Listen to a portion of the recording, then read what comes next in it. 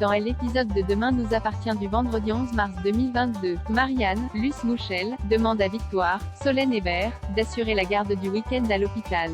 La jeune femme accepte, avant de se rendre compte que son binôme n'est autre que Benjamin, Alexandre Varg. Elle revient donc sur sa décision et informe Marianne qu'elle n'assurera pas la garde. Lassé de cette situation, le docteur Ventura essaye de renouer le dialogue avec son ex, mais Victoire est toujours blessée et ne se sent pas prête à tourner la page, encore moins à travailler 2 jours en tête-à-tête avec lui. Pendant sa pause, la jeune médecin se confie à Samuel, Axel Kinner. Elle affirme ne plus avoir aucun sentiment pour Benjamin, mais Samuel a des doutes. Il l'encourage à se tester en acceptant d'assurer la garde avec lui. Plus apaisée, Victoire va voir Benjamin pour enterrer la hache de guerre. Les 2 médecins décident de repartir sur de nouvelles bases, et Victoire accepte d'assurer la garde du week-end avec lui.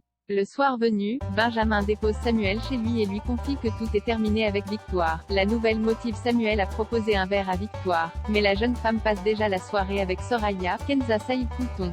De bon matin, Xavier, Charles Lelore, passe voir Raphaël, Jennifer Lauré, au cabinet et lui offre un bouquet de pivoine. Il souhaite parler à son ex-femme, mais en voyant Sophie, Carole Bianic, dans les parages, il préfère l'inviter à déjeuner. Un peu plus tard, Raphaël reçoit la visite de Chloé. Cette dernière remarque le bouquet de fleurs, et Raphaël avoue qu'elle ne peut pas s'empêcher d'espérer qu'elle et Xavier se remettent ensemble. Malheureusement, Xavier n'est pas sur la même longueur d'onde. À l'heure du déjeuner, il annonce à Raphaël qu'il a reçu une proposition de poste à Toulouse et qu'il envisage de partir. Bien qu'attristé, l'avocate l'encourage à quitter Sète. Plus tard, Raphaël reproche à son père de ne pas l'avoir prévenu que Xavier risquait de partir pour Toulouse.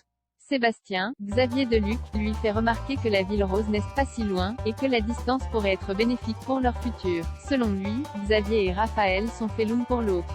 Cette dernière n'est pas si sûre et pense qu'il est temps pour elle de tourner la page. Dans la soirée, Raphaël demande à Camille, Elisa et Zédine, de la prendre en photo pour le site de son cabinet. Il s'agit toutefois d'un prétexte. Les photos sont destinées à son profil sur une application de rencontre.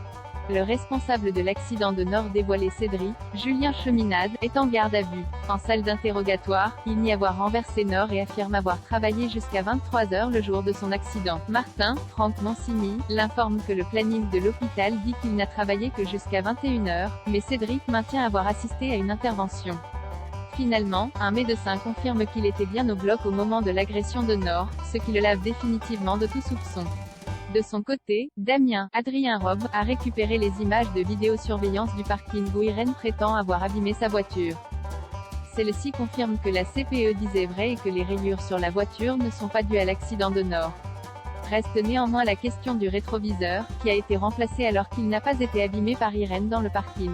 Bouleversée par la trahison de Cédric, Irène, Thaïs Kirby, a pris un somnifère et va être en retard au lycée. Heureusement, Lilian, Sylvain Le Gall, a pris les devants et prévenu Chloé, Ingrid Chauvin, que sa mère ne viendrait pas travailler. Irène est déboussolée. Elle savait que l'infidélité pouvait toucher un couple mais ne supporte pas de savoir que Cédric l'a trompée avec une jeune femme qui pourrait être sa fille. Lilian s'excuse de ne pas lui avoir dit la vérité dès qu'il l'a apprise, mais Irène ne considère pas son fils comme responsable de quoi que ce soit. En fin de journée, Cédric rentre chez lui et est accueilli par ses enfants en colère. Irène demande à Lilian, Jaya, Nastasia Kruge, et Angie, Louise Marion, de rester en dehors de leur histoire de couple, mais ces derniers en veulent trop à leur père pour se taire. Cédric leur présente à tous ses excuses. Pendant ce temps, au commissariat, Martin et Aurore, Julie de Bazac, se lancent sur une nouvelle piste.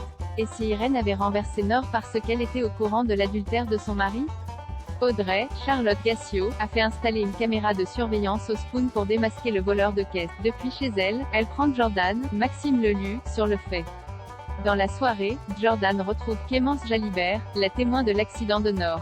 L'argent qu'il a volé lui est destiné. En effet, c'est lui qui a renversé Nord par accident et elle le menace de donner la vidéo aux policiers s'il ne lui donne pas de l'argent.